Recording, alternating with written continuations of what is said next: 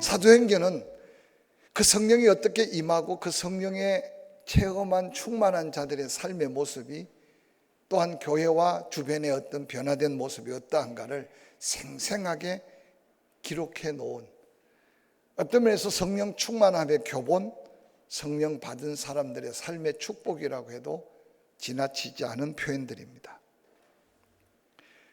120명이 성령 충만함을 받고 그들이 그냥 모여 있을 수가 없어서 뛰쳐나가 외쳤던 복음은 예수님을 십자가에 매달았던 그 종교 지도자들과 그 간악한 유대인들, 로마의 앞잡이들, 한순간에 그들을 송두리째 뒤집어 놓은 것이 예루살렘에 임한 성령의 역사였습니다. 특별히 성령 받은 베드로가 한 번 말씀을 전했는데 그 말씀을 듣고 형제들아, 우리가 어찌하면 너희들처럼 그 구원을 받고 은혜를 받을 수 있느냐. 예수를 십자가에 못 박으라고 외쳤던 그 죄로부터 하나님을 영접지 아니했던 그 불신의 죄까지 회개해라. 그리고 회개한 표시로 침례를 받아라. 그리하면 우리에게 주신 성령을 너희에게도 선물로 주실 거다. 그래서 그 말씀을 듣고 그날 침례를 받고 예루살렘 교회에 등록한 성도가 3,000명이나 넘었다고 기록합니다. 그뿐만 아닙니다. 대표적인 역사만 성경에 기록되어 있지 이웃에게 전하고 가족에게 전하고 개인이 전했던 복음의 역사들은 아마 일일이 기록하지 못하고, 성령이 역사하는 곳에는 끊임없는 구원의 역사, 끊임없는 기적과 이적의 역사, 그로 인해 구원받은 숫자가 더했다는 사실을 강조하고 있습니다. 약속하신 성령, 오직 성령이 너희에게 임하면 너희가 권능을 받게 될 거다. 그 능력은 가장 먼저 복음을 전해지면 그 복음이 예루살렘, 유대, 사마리아 땅끝까지 구원의 역사가 일어날 성령의 역사가 가장 강력한 권능일 것이다.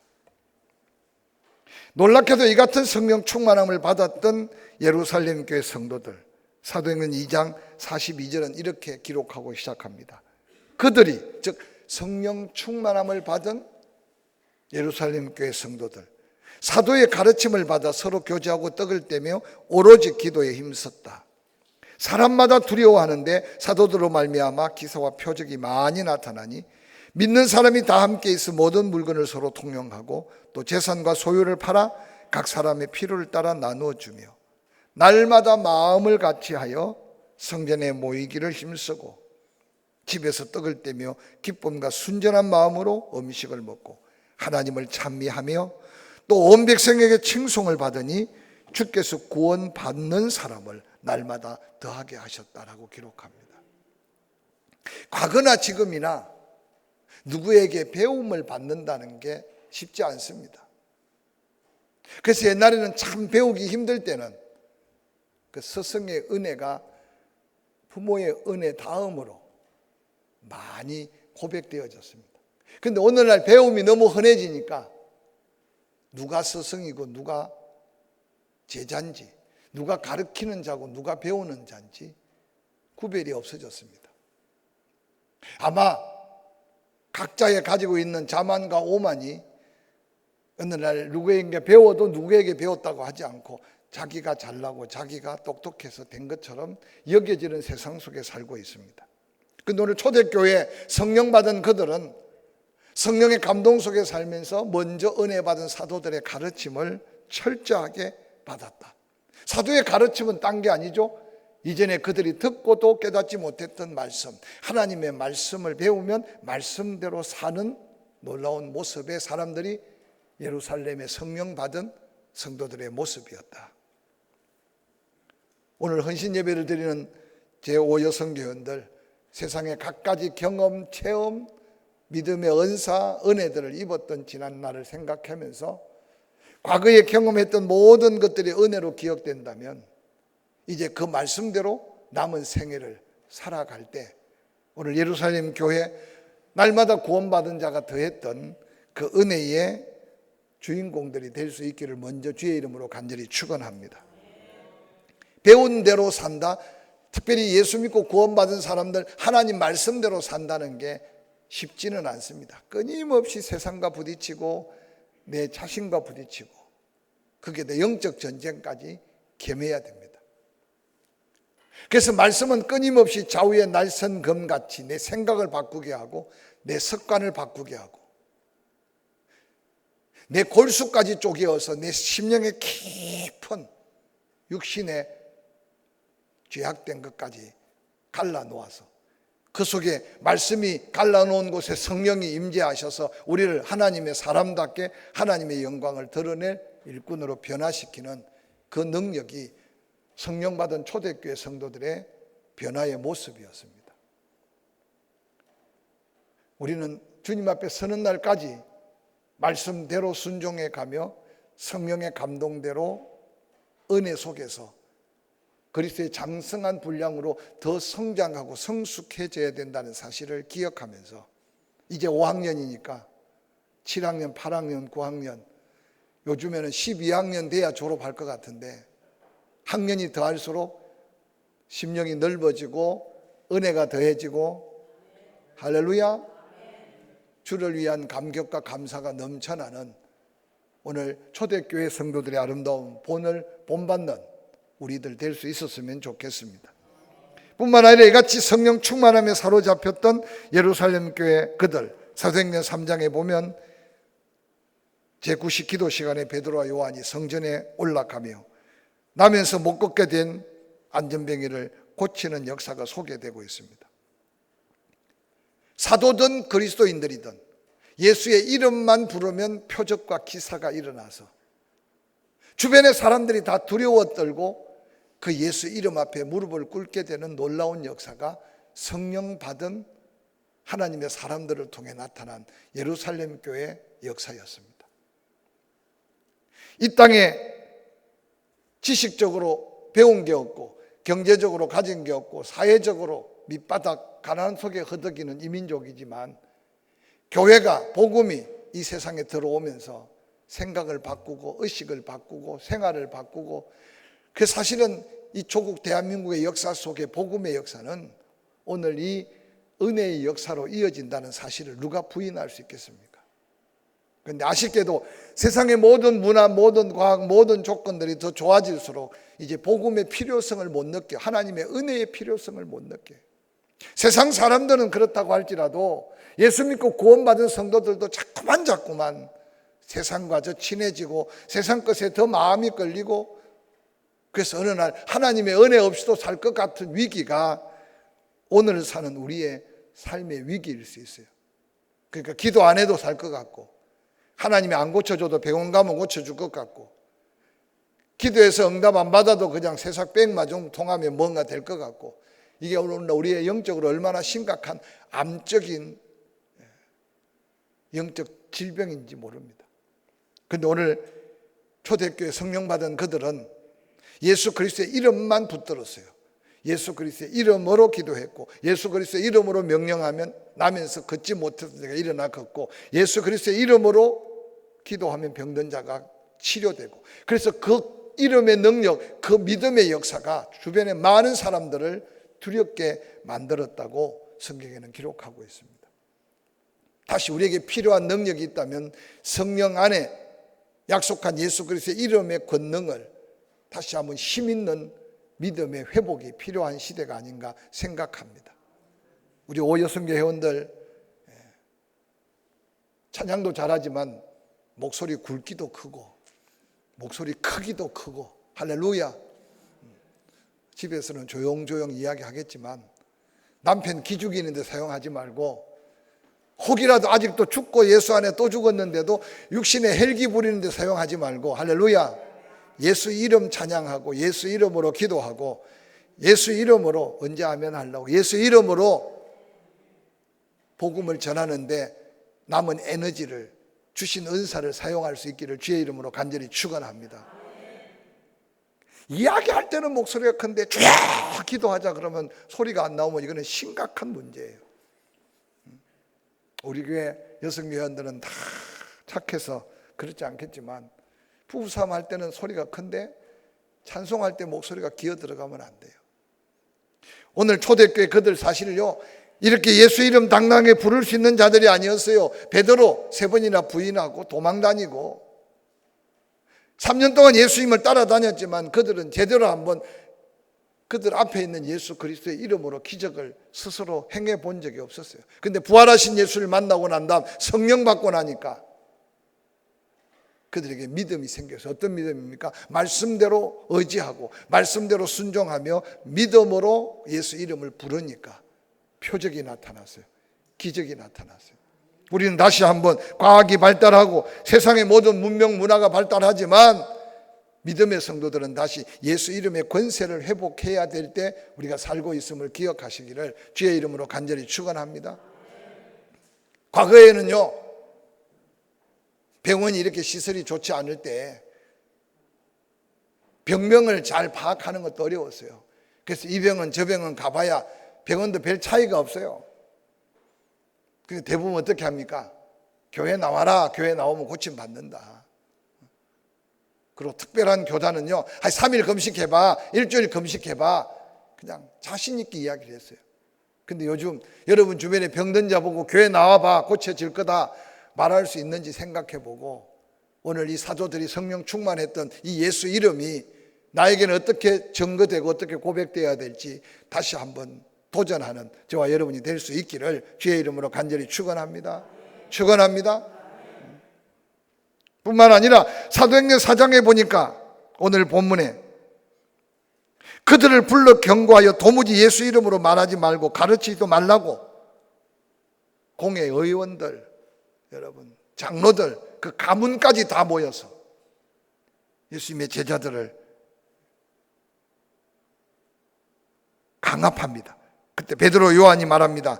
하나님 앞에서 너희 말 듣는 것이 하나님 말씀 듣는 것보다 옳은가 너희들이 판단해라. 20절, 우리는 보고 들은 것을 말하지 아니할 수 없다 하니 관원들이 백성들 때문에 그들을 어떻게 처벌하지 방법을 찾지 못하고 다시 위협하여 놓아 주었으니 이는 모든 사람이 그 된 일을 보고 하나님께 영광을 돌립니다.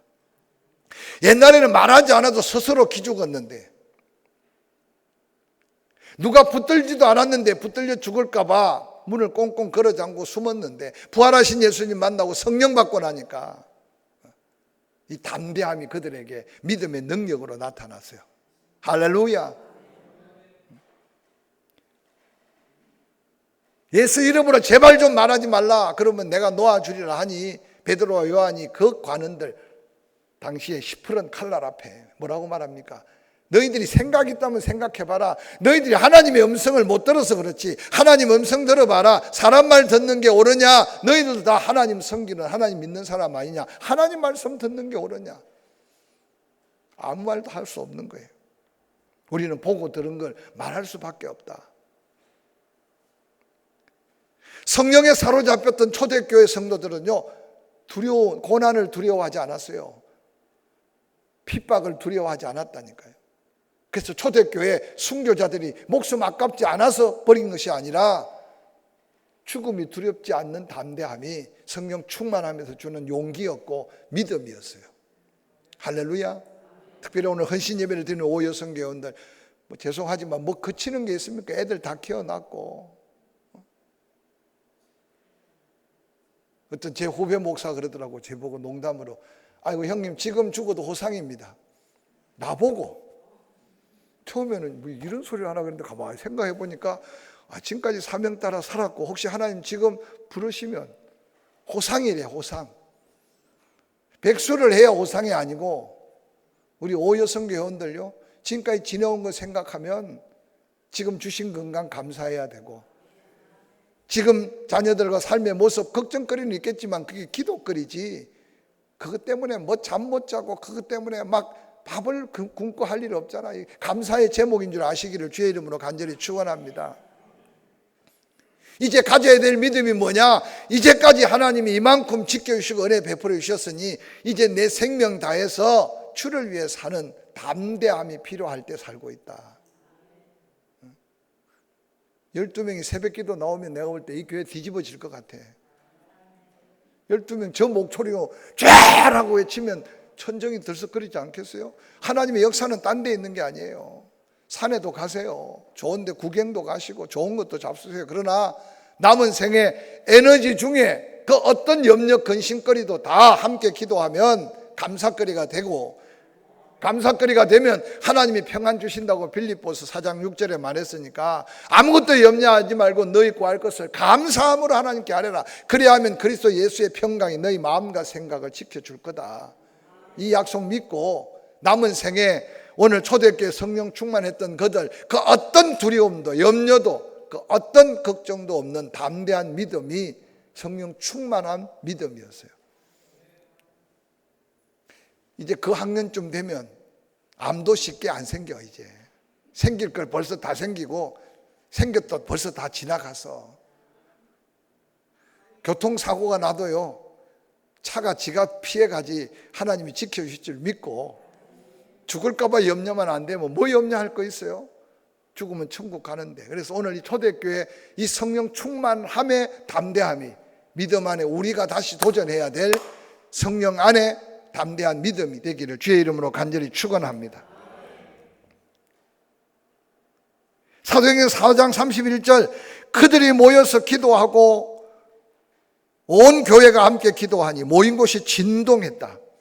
무리가 다 성령이 충만하여, 성령 충만한 위에 더 무리가 성령 충만해져서 사도들이 그 같은 박해를 받고 그같이 노임을 받았던 소식을 예루살렘 교회 성도들이 듣고 겁먹은 게 아니고 그 사도들의 담대함을 가슴에 품고 더 모여서 기도를 뜨겁게 하니까 아예 성령 충만한 정도가 아니라 모인 자리가 진동했다. 할렐루야.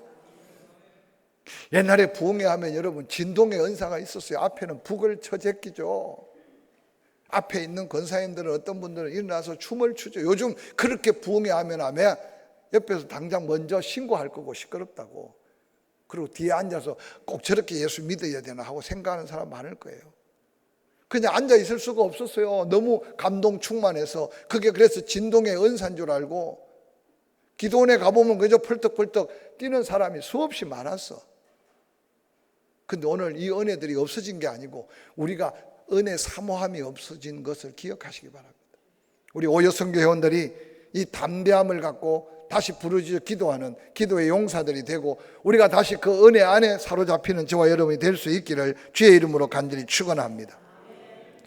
뿐만 아니라 예루살렘 교회 수가 더하면 더할수록 그들은 한 마음이었고 배우면 배울수록 말씀대로 순종했는데, 4장 32절, 믿는 무리가 한 마음 한 뜻이 되었다. 모든 물건을 서로 통용했다. 자기 재물을 조금이라도 자기 것이라고 하는 이가 없다. 사도들이 큰 권능으로 주 예수의 부활을 증거하니 무리가 큰 은혜를 받아, 은혜를 받을수록 그 중에 가난한 사람이 없었으니 이는 밭과 집 있는 자는 팔아 그 판값을 가져다가 사도들 발 앞에 두매 그들이 각 사람의 필요를 따라 나누어 줬다.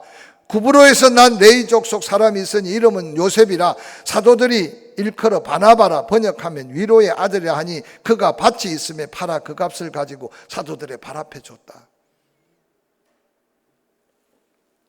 전 세계가 지금 깜짝 놀랄 뉴스는요, 여러분 뉴스 들었죠? 빌라왕, 건축왕. 아마 전 세계에서 전무후무한 뉴스가 한국에만 있는 뉴스예요. 누구의 잘잘못을 떠나서 한 사람이 집 한 채도 평생 못 가지고 살던 때도 있었는데 어떻게 수백 채 집을 소유할 수 있도록 되어진 이 세상이 지금 오늘 우리가 살고 있는 이 세상이에요. 그 피해를 보상하는 것 때문에 지금 골머리를 썩히고 있는데, 누구의 잘못이라고 말하기 전에 이런 세상 속에 사람들이 무엇을 바라보고 무엇을 위해 살고 있는가 한번 생각해 보시기 바랍니다. 오늘 성령 충만함을 받았던 그들은요, 같은 성령, 같은 예수, 같은 하나님을 만나다 보니까 한 마음이 되었어요. 교회의 가장 아름다운 것은 같은 마음, 같은 뜻을 갖는 거예요. 할렐루야. 뿐만 아니라 나에게 필요 이상의 것을 나눌 수 있는 여유가 바로 그리스도의 사랑이었어요. 옛날에는 옷도 빌려 입었잖아요. 가까운 사람끼리는 차도 빌려주세요. 근데 요즘 여러분 최근에 누구한테 옷 빌린 적이 있습니까? 차를 빌린 적이 있습니까? 빌려달라 소리도 못하고 빌려달라 소리도 안 하니까 빌려줄 생각도 안 하고 그럼 우리는 다 그만큼 여유작작한가 천만에요. 저는 목회하면서 IMF를 심각하게 한번 경험했는데 IMF가 별거 아닌 것 같았는데 우리 인심들을 다 난도질 해놨어. 여러분 과거에 다 여기 우리 장로님들 오래되신 분들 교회 건축하거나 교회 뭔가 큰 일을 향하면 다 자기 재산 담보해서 은행에서 그리 안 하면 또 은행에 돈도 안 줬으니까 그래서 교회 한번 건축하려면 교회 집 있는 사람들 전부 다 담보로 내놓고 빌려서 교회 지었어요. 그러고 다 갚았어. 근데 어느 날 IMF 때 형제지간에도 보증 썼다가 막 집이 날아가고 땅이 날아가고 그러면서 어느 날 돈만 잊어버린 것이 아니라 관계가 다 깨어져 버렸어요. 어느 날 은행 가면 그냥 쉽게 빌려주니까 우리는 어느 날 은행을 얼마나 배불려 키웠는지 특히 시골 사람들요 전부 다 빚쟁이들입니다. 그런데 오늘 성령 충만했던 예루살렘 교회는 전혀 우리가 살고 있는 이 시대와 너무너무 다른 하나님의 은혜를 그들은 누리고 살았어요. 뭐 이 자리에 이런 설교해도 우리 교회는 막 수천 수만 평 땅을 가진 사람도 없고 수십 채 집을 가진 사람도 없으니까 막 편하게 저도 설교하고 여러분도 편하게 그냥 들어요. 근데 우리의 삶 속에 좀 여유가 있다면 남보다 좀 더 가진 게 있다면 거룩한 부담은 갖고 살아야 돼. 따라합시다. 거룩한 부담. 할렐루야.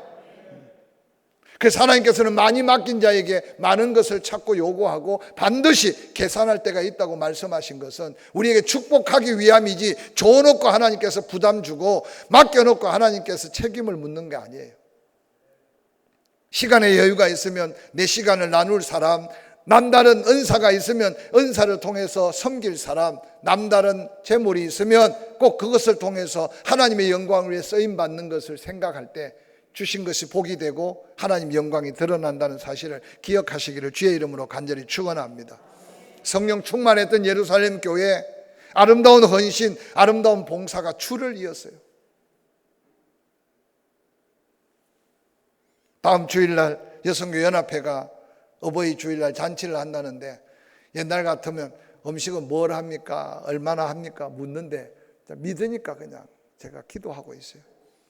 여성교 회원들이 와서 먼저 대접받아야 될 나이지만 대접받고자 하면 대접하라 그랬으니까 그 맛있는 솜씨 가지고 한 가지씩 좀 해가지고 교회 어른들 섬김이 있어서 큰 축복이 은혜가 있기를 주의 이름으로 간절히 축원합니다.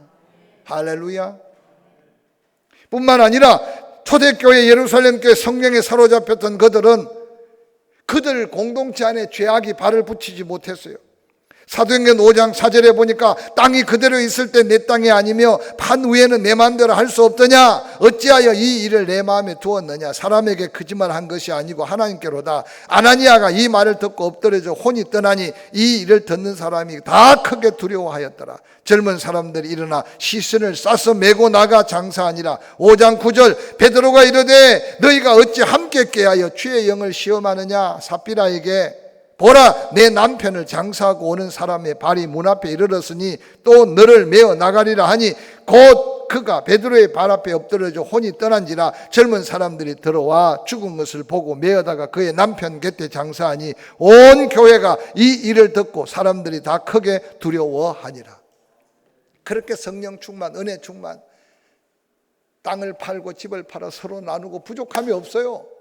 부족함이 없는데 뭘 안 드리고 저주받은 게 아니라 드리는 자들이 칭찬받고 서로 격려하고 하니까 아나니아와 삽비라가 시기심이 생긴 거야.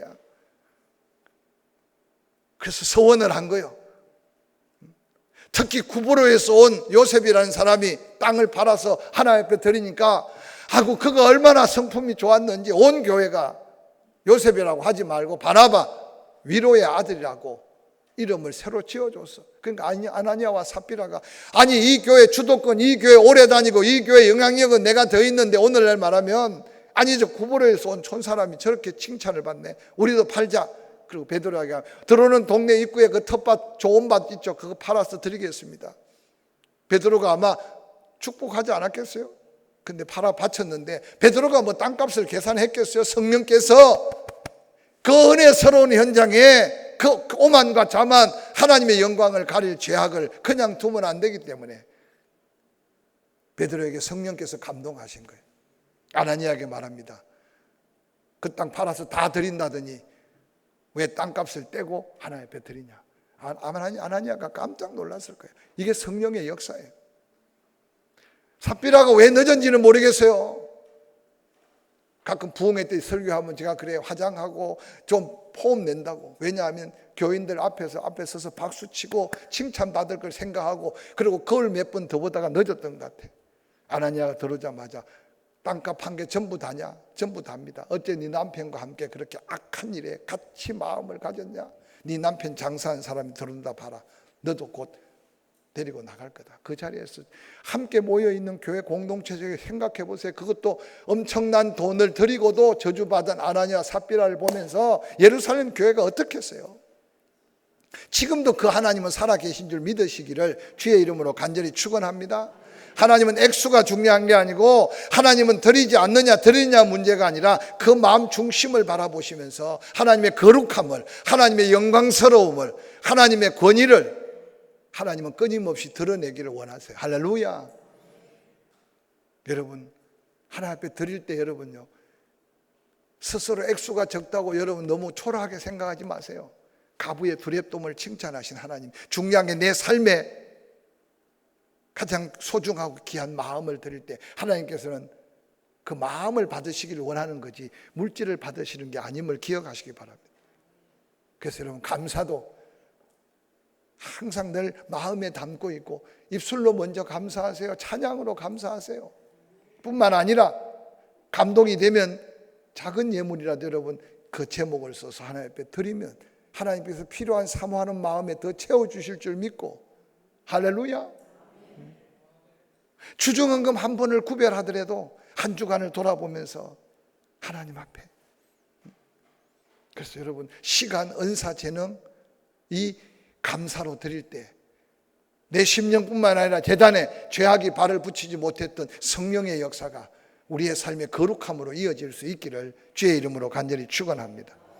뿐만 아니라 성령의 충만함으로 사로잡혔던 예루살렘 교회에 놀라운 표적 기사가 나타났습니다. 사도행전 5장 13절에는 하나님의 일꾼들에게 많은 백성이 칭송했고, 사도행전 5장 15절 16절에는 심지어 병든 사람을 메고 거리에 나가 침대와 요 위에 뉘어놓고 베드로가 지날 때 그림자라도 덮일까 하여 바라고, 예루살렘 근업 흔한 사람들도 모여 병든 사람과 더러운 귀신과 괴로움 받는 사람을 데리고 와서, 성경 그렇게 기록하고 있어요. 다 나음을 얻었다. 여러분, 예수님도요 병든 사람 다 고치지 않았다는 말씀 제가 언젠가 설교했어요. 베데스다 연못가에 행각 5가지 널려서 짓고 수많은 온 이스라엘 병든 자들이 소문 듣고 다 모였는데, 예수님은 그 가운데 제일 오래된 38년 된 병자 하나만 딱 고쳤어요. 예수님은 치유하시는 능력도 있지만 여리고의 소경들을 한꺼번에 다 모아놓고 다 고치지 않았어요. 사모하는 믿음의 사람 바디메오 하나만 고쳤어요.